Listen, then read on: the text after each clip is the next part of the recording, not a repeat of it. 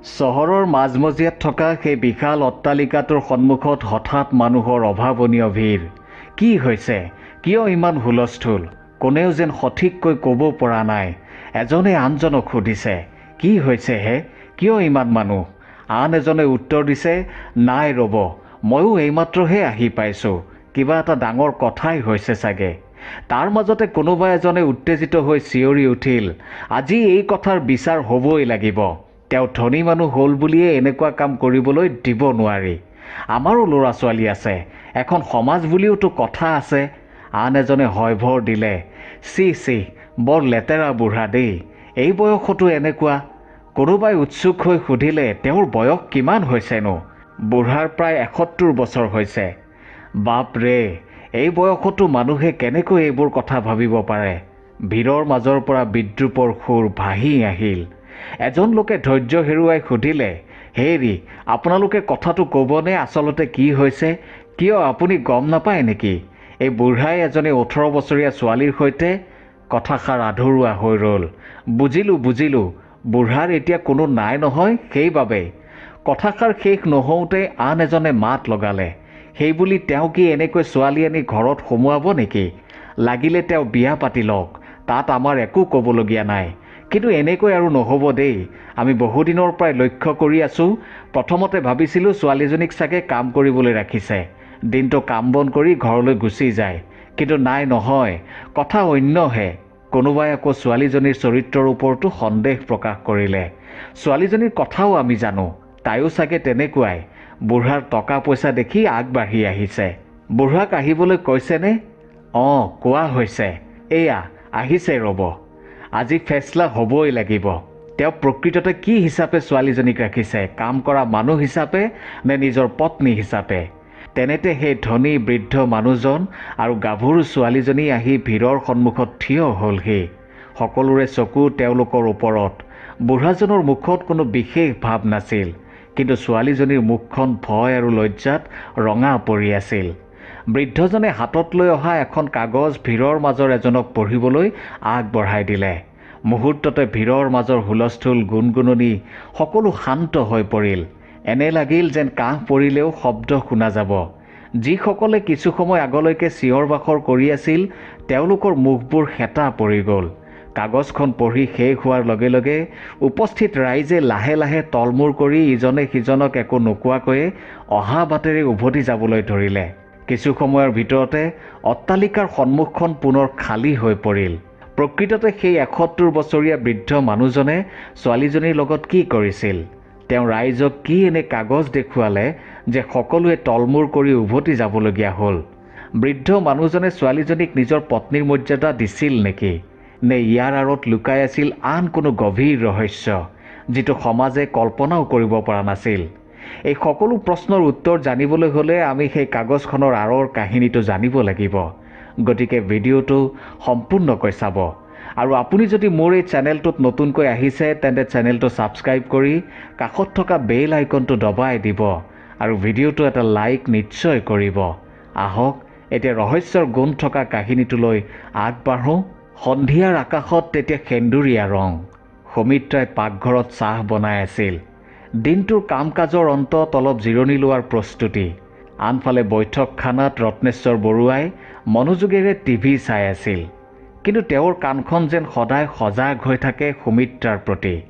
হঠাৎ পাকঘৰৰ পৰা ঠংকৈ শব্দ এটা ভাহি আহিল। শব্দটো সৰুৱেই আছিল, কিন্তু ৰত্নেশ্বৰৰ কাণত সেয়া যেন এক বৃহৎ দুৰ্ঘটনাৰ আগজাননী। তেওঁ লৰালৰিকৈ টিভিৰ ৰিম'টটো দলিয়াই থৈ প্ৰায় দৌৰি যোৱা দি পাকঘৰ পালেগৈ। সুমিত্ৰা, কি হ'ল তোমাৰ?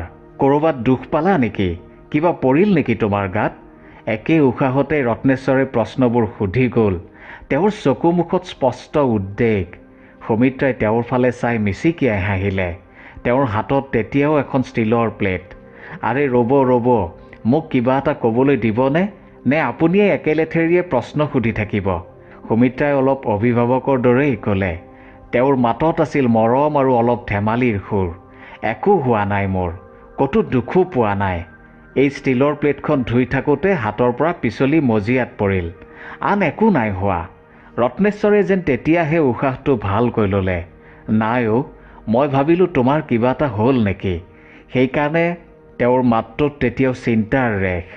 আপুনিও যে আৰু সুমিত্ৰাই হাঁহিটো ৰখাব নোৱাৰিলে। ইমান সৰু শব্দ এটাতে ইমান চিন্তা কৰিব লাগেনে? যি দেখিছোঁ মই যদি কেতিয়াবা নোহোৱা হৈ যাওঁ। কথাষাৰ শেষ হ'বলৈ নাপালেই ৰত্নেশ্বৰে লগে লগে আগবাঢ়ি আহি সুমিত্ৰাৰ মুখত আলফুলে হাতখন দি বাধা দিলে। আৰু তেনেকুৱা কথা কেতিয়াও নক'বা সুমিত্ৰা, প্লিজ। তেওঁৰ চকু দুটা চলচলীয়া হৈ পৰিছিল, কণ্ঠস্বৰ কঁপি উঠিছিল। সেই এটা মুহূৰ্তত তেওঁৰ সেই সৰু কাৰ্যটোৱে যেন হাজাৰটা শব্দতকৈও বেছি কথা কৈ গ'ল। সুমিত্ৰাৰ প্ৰতি থকা তেওঁৰ গভীৰ ভালপোৱা, নিৰ্ভৰশীলতা আৰু তেওঁক হেৰুওৱাৰ ভয়। সুমিত্ৰাই ৰত্নেশ্বৰৰ হাতখন নিজৰ হাতৰ মুঠিত ল'লে। তেওঁৰ চকুত বিৰিঙি উঠিল মৰম আৰু কৃতজ্ঞতাৰ এক আভা। তেওঁলোকে একো নোকোৱাকৈয়ে ইজনে সিজনৰ মনৰ কথা বুজি পালে। সেই সৰু শব্দটোৱে, সেই খন্তেকীয়া উদ্বেগটোৱে তেওঁলোকৰ মাজৰ সম্বন্ধডালক আৰু অধিক গভীৰ আৰু অধিক মধুৰ কৰি তুলিলে। তেওঁলোকৰ জীৱনৰ এই সৰু সৰু মুহূৰ্তবোৰেই আছিল তেওঁলোকৰ সুখৰ আধাৰ, য'ত শব্দতকৈও নীৰৱতাই বেছি কথা কয়। সুমিত্ৰাৰ ফটোখন লৈ ৰত্নেশ্বৰ বৰুৱা থৰ লাগি ৰ'ল, চকু চলচলীয়া হৈ পৰিল। তুমি সঁচাকৈয়ে যাওঁ বুলিয়েই গুচি গ'লা। এদিন তুমি কৈছিলা তুমি যাতে কপালৰ সেন্দুৰকণ নমচাকৈয়ে এই সংসাৰ এৰি যাব পাৰা। ভগৱানেও তোমাৰ কথাই শুনিলে, তুমি তেনেকৈ গ'লা। কিন্তু মই এই বিশাল অট্টালিকাটো কাৰ বাবে সাজিলোঁ? এই বিশাল সম্পত্তি মই কাৰ বাবে কৰিলোঁ? পুত্ৰ, বোৱাৰী, নাতি কাৰোৱেই মুখ নেদেখিলোঁ। সকলো থাকিও মই শূন্যহে পাইছোঁ। বাৰু ভগৱানে যি ইচ্ছা কৰিছে, যেনেকৈ ইচ্ছা কৰিছে তেনেকৈহে হ'ব। মই হাজাৰ হিয়া ধাকুৰি থাকিলেও জানো হ'ব? আচ্ছা তুমি থাকা, মই মোৰ প্ৰেছাৰৰ দৰৱ লৈ আহোঁ। আজি শেষ, কাইলৈ ৰাতিপুৱালৈ লাগিবই নহয়। তেতিয়া দিনৰ প্ৰায় 11 মান বাজিছে। ৰত্নেশ্বৰ বৰুৱাই লাখুটিডালত ভৰ দি ওচৰতে থকা ফাৰ্মাচীখনলৈ ওলাই গ'ল। মাজে মাজে ফোন কৰিলে ফাৰ্মাচীৰ ল'ৰাজনে দৰৱ ঘৰতেই দি থৈ যায়হি। কেতিয়াবা আকৌ বৰুৱাই নিজেই গৈ লৈ আহে, অলপ খোজকাঢ়ি লওঁ বুলি। দাদা, দাদা, মোক এই দৰৱটো দিয়কচোন। ফাৰ্মাচীৰ ল'ৰাজনে দৰৱটো উলিয়াই দিলে। মই কিমান দিব লাগিব দাদা? ডিছকাউণ্ট দিয়াৰ পিছত 1500 টকা। দৰৱৰ দামটো শুনি ছোৱালীজনীৰ চকু কপালত উঠিল। দাদা, এই দৰৱটো মই প্ৰায়েই আপোনালোকৰ পৰা লৈ যাওঁ। ইয়াৰ দামটো 1200 টকাহে আছিল। হয় বাইদেউ, আজি এমাহৰ ভিতৰত দৰৱৰ বহুত দাম বাঢ়িছে। এনেই 1750 টকা, ডিছকাউণ্ট দিয়াৰ পিছতহে 1500 হৈছে। ঠিক আছে দাদা, মই এতিয়া আপোনাক 1000হে দিব পাৰিম। পইচা অলপ কম আছে, হ'বনে? নাই বাইদেউ, মেডিচিনত বাকী দিব নোৱাৰিম। তাতে আকৌ মালিকো নাই। দাদা, মই আপোনালোকৰ পৰাই দৰৱ লৈ যাওঁ। মই কালিলৈ আহি আপোনাক দি থৈ যাম। নহ'ব বাইদেউ, আপুনি লাগিলে আপুনি ঘৰৰ পৰা পইচা লৈ আহক আৰু দৰৱটো লৈ যাওক। দাদা, ঘৰলৈ গ'লে আহিবলৈ অলপ অসুবিধা, আৰু তাতে সিমান ওচৰো নহয়। চেহ, ডাঙৰ কথা হ'ল নহয়। এই দৰৱটো আজি নিব নোৱাৰিলে কালিলৈ দেউতাক কি খুৱাম? ৰত্নেশ্বৰ বৰুৱাই এই সকলো কথা শুনি আছিল, দেখি আছিল। কাৰোবাৰ দৰৱ কিনিবলৈ পইচা নাই, আনফালে কাৰোবাক দৰৱ দিবলৈ মানুহ নাই। বৰুৱাই লগে লগে 1500 টকা জেপৰ পৰা উলিয়াই ফাৰ্মাচীৰ ল'ৰাজনক দিলে আৰু দৰৱটো ছোৱালীজনীক দিয়াৰ কথা ক'লে। মাজনী, তোমাৰ নামটো কি? ছাৰ, মোৰ নাম লখিমী।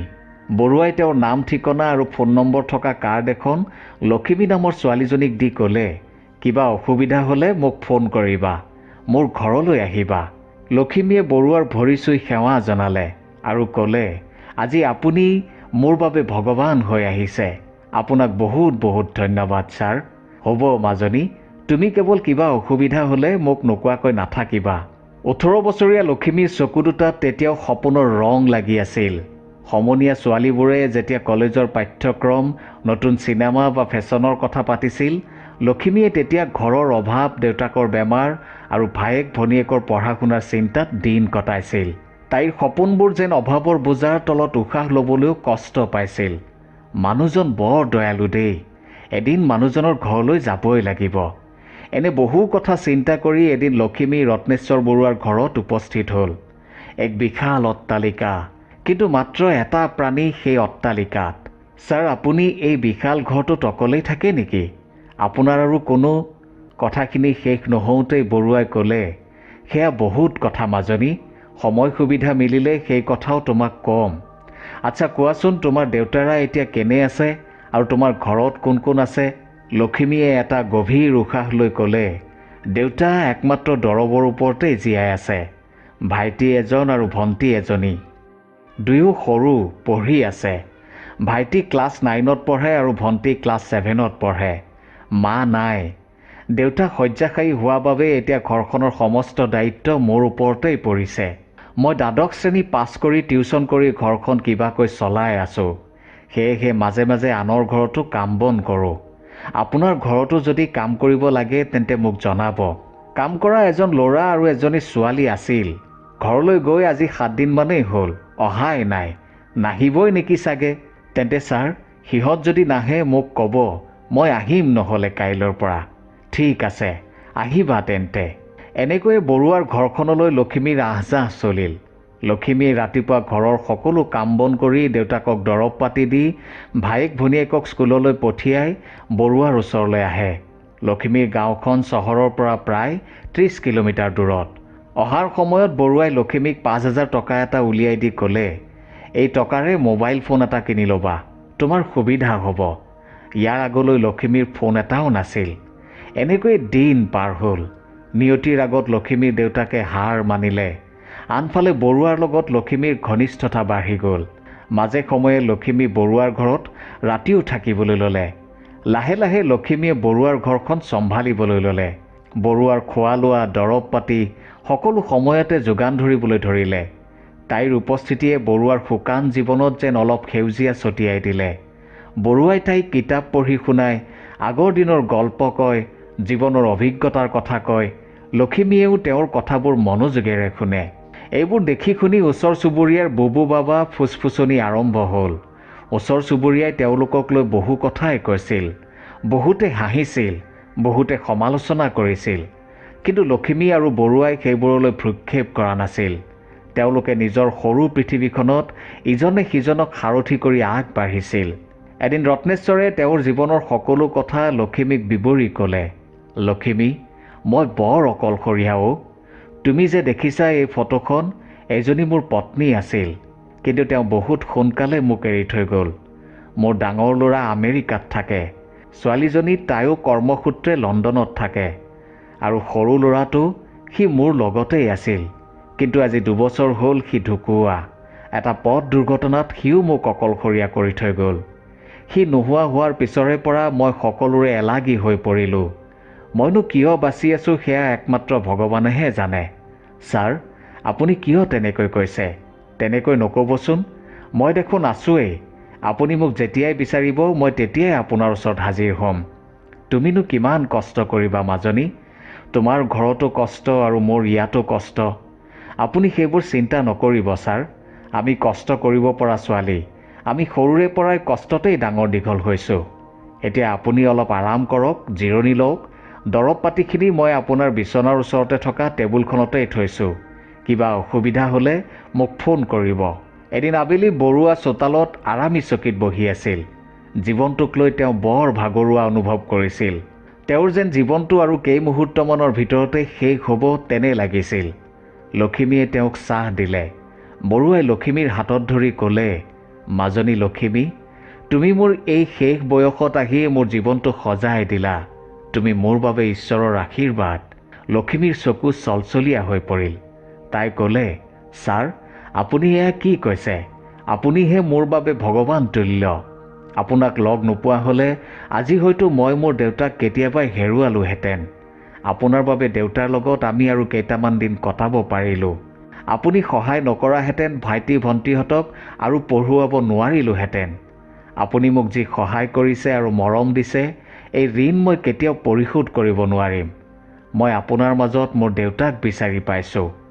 আজিৰে পৰা মই আপোনাক দেউতা বুলি মাতিব পাৰিমনে ছাৰ? মাজনী। অশ্ৰুসিক্ত নয়নেৰে ৰত্নেশ্বৰ বৰুৱাই লখিমীৰ মূৰত হাত বুলাই দিলে। তেনেতে অট্টালিকাৰ গেটৰ বাহিৰত মানুহৰ ভিৰৰ হুলস্থুল শুনা গ'ল। তাৰ মাজতে কোনোবা এজনে উত্তেজিত হৈ চিঞৰি উঠিল, আজি এই কথাৰ বিচাৰ হ'বই লাগিব।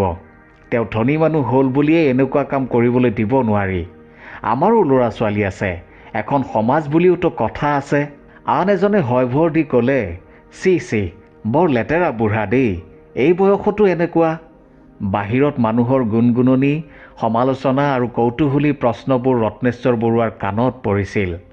তেওঁৰ মুখত কোনো বিশেষ ভাৱ ফুটি উঠা নাছিল, কিন্তু তেওঁৰ হৃদয়খন হয়তো সেই মুহূৰ্তত বহু কথাই কৈছিল। কিছু সময় নীৰৱে থকাৰ পিছত তেওঁ থৰক বৰক খোজেৰে লক্ষ্মীৰ হাতত আলফুলে ধৰি বাহিৰলৈ ওলাই আহিল। তেওঁৰ চকুত আছিল এক শান্ত দৃঢ়তা। ৰত্নেশ্বৰ বৰুৱাক সন্মুখত দেখি ভিৰৰ মাজৰ পৰা এজনে আগবাঢ়ি আহি ক'লে, বৰুৱা ডাঙৰীয়া, আপুনি আমাক ইয়াৰ উত্তৰ দিব লাগিব যে এই ছোৱালীজনী আপুনি। কথাষাৰ শেষ হ'বলৈ নৌপাওঁতেই ৰত্নেশ্বৰ বৰুৱাই তেওঁৰ হাতত লৈ অহা কাগজখন সেই মানুহজনৰ হাতত দি শান্তভাৱে ক'লে, এইখন পঢ়ি চাওক। মানুহজনে কাগজখন হাতত লৈ পঢ়িবলৈ আৰম্ভ কৰিলে। পঢ়ি যোৱাৰ লগে লগে তেওঁৰ মুখৰ ৰং সলনি হ'বলৈ ধৰিলে। কপালত বিন্দু বিন্দু ঘাম দেখা গ'ল আৰু অৱশেষত তেওঁৰ মুখখন হেতা পৰি গ'ল। তেওঁ এবাৰ কাগজখনলৈ, এবাৰ বৰুৱালৈ আৰু এবাৰ লক্ষ্মীলৈ চালে।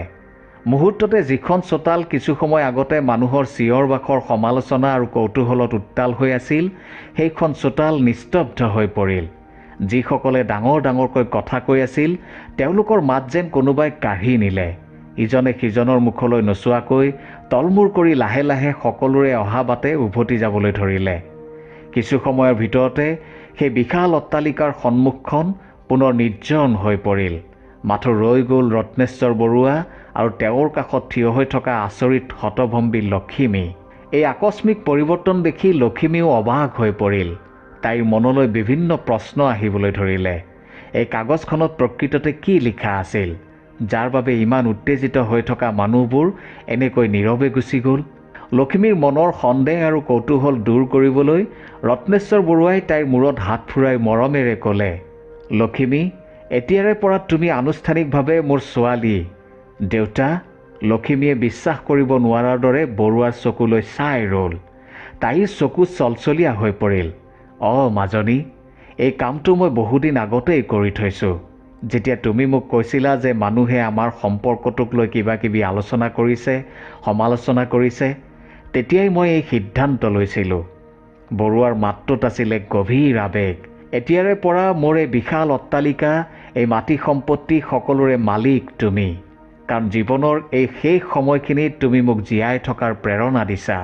যি মৰম, যি সেৱা মই মোৰ তেজ মঙহৰ সন্তানৰ পৰাও কেতিয়াও নাপালোঁ। মোৰ মৃত্যুৰ পিছত তুমিয়েই মোক মুখাগ্নি দিবা। দেউতা, দেউতা, আপুনি এনেকৈ নক'বচোন। লক্ষ্মীয়ে কান্দি পেলালে। তাই ৰত্নেশ্বৰ বৰুৱাক সাৱটি ধৰি লাহে লাহে ভিতৰলৈ লৈ গ'ল। সেইদিনাৰ পৰা সমাজে তেওঁলোকৰ সম্পৰ্কটোক যি নামেৰেই নামাতক কিয়, তেওঁলোকৰ বাবে ই আছিল এক পবিত্ৰ পিতৃ-কন্যাৰ সম্বন্ধ। জীৱনৰ শেষ সময়ছোৱাত ৰত্নেশ্বৰ বৰুৱাই লক্ষ্মীৰ মাজত বিচাৰি পালে সন্তানৰ নিস্বাৰ্থ স্নেহ আৰু সেৱা, আৰু লক্ষ্মীয়েও তেওঁৰ মাজত বিচাৰি পালে এজন মৰমীয়াল পিতৃৰ ছায়া। তেওঁলোকৰ এই ব্যতিক্ৰমী কাহিনীয়ে হয়তো সমাজৰ বহু ঠেক মনৰ লোকক এক নতুন চিন্তাৰ খোৰাক যোগালে। আপুনি কি ভাবে? আপোনাৰ মতামত নিশ্চয় জনাব। ধন্যবাদ।